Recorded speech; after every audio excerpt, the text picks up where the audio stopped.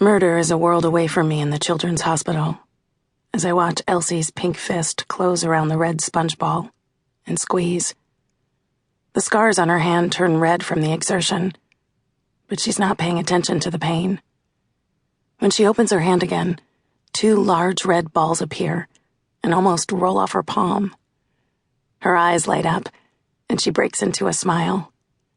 It's 1,000,000 megawatts of energy, in a face half covered in waxy skin, still healing from the skin grafts. My grandfather taught me this trick. It was the first one he ever showed me. We were backstage watching my father entertain a half-full theater in some forgotten town in the Midwest. I remember the glow of grandfather's cigar in the dark wings as he muttered and shook his head. Tall, with a 40s leading man mustache grayed by age and hair slicked to the side. He was always immaculately dressed, in a suit and ascot, even when it was his son standing before the crowd. Fool doesn't know his hands from his own ass. He looked down at me, then took the red sponge balls from his jacket pocket. Even you could do it better than that, jackass. I watched and learned. I was 5. Grandfather gave me a pat on the head when the 2 red balls appeared in my other hand. I gave him a toothy grin. I'd been practicing after bedtime in the dark. I got one of his rare, genuine smiles. You're clever. Too bad audiences would never take to a girl magician. It was an offhand comment not meant for me. He leaned back against a road case and puffed away at his cigar, swearing every time my father messed up a trick in his eyes. To the audience, the show was going fine, but to grandfather, every little missed subtlety, every less than perfect sleight of hand, was a disaster. Watching his son, his legacy, fumble through his art was like watching someone burn down the home he spent his entire life building, room by room. He had a penchant for the overly dramatic, but it wasn't just his legacy either. Great-grandfather, a rival of Houdini, really made the name for the family.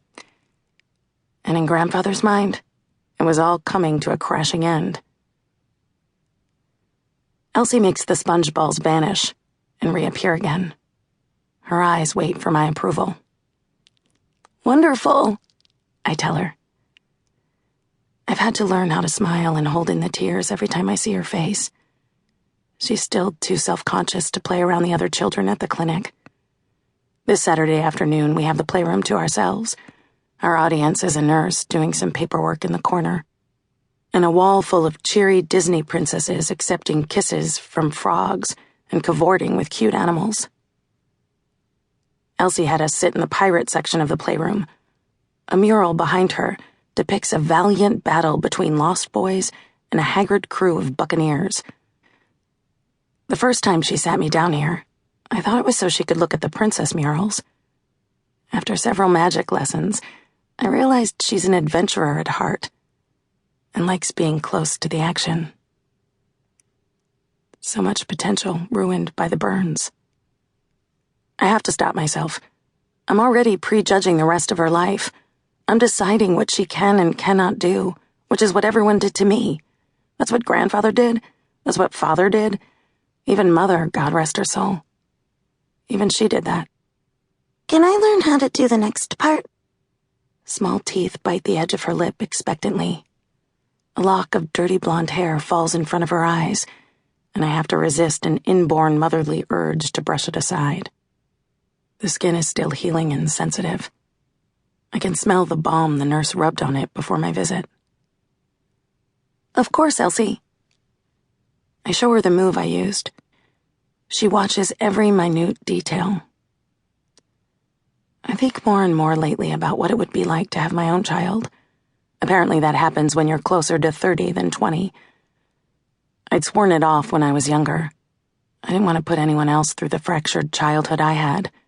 I was loved, to be certain, but loved by people who didn't know how to love themselves.